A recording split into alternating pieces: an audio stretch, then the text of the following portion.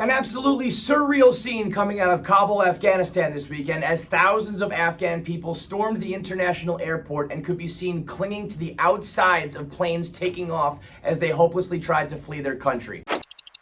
This desperation came after the United States officially announced an end to their presence in Afghanistan, and the Taliban was able to reclaim the capital city in just 24 hours, seemingly erasing whatever progress we may have made there over the last 20 years. The United States occupation of Afghanistan is an incredibly dicey situation where there really are no right or wrong answers. There's no easy button that you can hit that all of a sudden makes a continued occupation all of a sudden begin to work. There's no loophole to make pulling out of the situation go smoothly. The only thing I can say with certainty is that arguing about this online and turning it into some sort of right versus left or Trump versus Biden helps nobody. Bottom line is that the situation in Afghanistan spans 4 different administrations, 2 on the left, 2 on the right. This is no longer a bipartisan issue. Almost everybody is in agreement that what we were doing over there is not working and that we need to get out. From politicians to active service men and women to veterans to the regular old people, I think almost everybody agrees we gotta get out. The problem is just that there's no easy way to do it, and ripping off the Band-Aid was always gonna be painful. The problem, I think,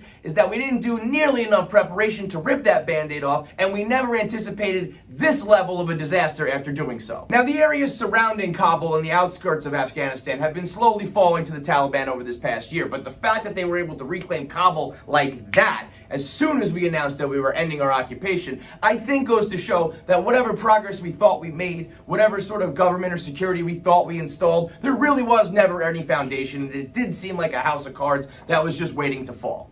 And I think the fact that we didn't see that coming, that we didn't take certain steps to protect certain people and make sure they were out of there before the occupation ended, and I think the absolutely stunning footage and pictures coming out of the airport where you had people literally clinging to the outsides of planes while they took off, 3 of which ended up dying as they hid inside compartments and inside the landing gear because they would take their chances flying on the outside of a plane rather than live in a Taliban-controlled Afghanistan. I don't know the answers, obviously. I don't think anybody knows the answers, clearly. From presidential administrations to the CIA, to the Army, the Marines, every branch of the government, every branch of the armed forces, nobody knows what to do. Red, blue, left, right, conservative, liberal. It's a problem that everybody wants to fix. Almost everybody's in agreement on how we need to fix it, and clearly nobody knows how to execute. And also, as we begin to deal with whatever fallout may come from ending this occupation and deal with the consequences of letting the Taliban regain power, it's important to remember that there are Afghan people, Afghan soldiers, and American soldiers who don't deserve any of the blame. As our friend Kate here says, the suits, not the troops, fucked this one up, and that plenty of battles were won by soldiers while the politicians lost the war. I know that there's a sentiment of what was the point of all this, and that's 20 years down the drain with nothing to show for it, but I guarantee you that there are civilians over there, particularly women and children, whose lives were that much better and that much safer for the last 2 decades